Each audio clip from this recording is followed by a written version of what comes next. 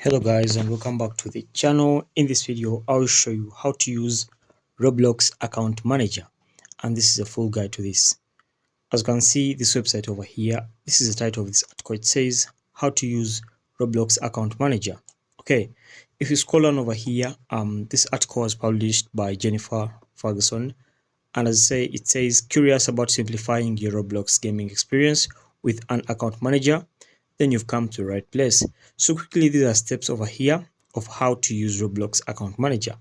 Okay, so account manager is a tool typically used as a browser extension over here. Okay, to get started, you have to install the account manager extension on your web browser.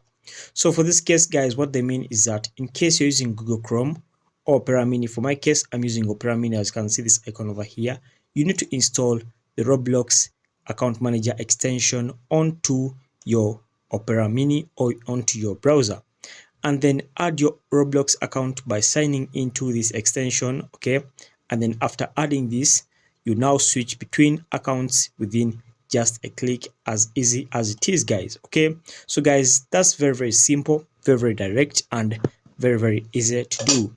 And I hope this video was helpful. If so, make sure to like and subscribe to our YouTube channel. Until next time, we shall meet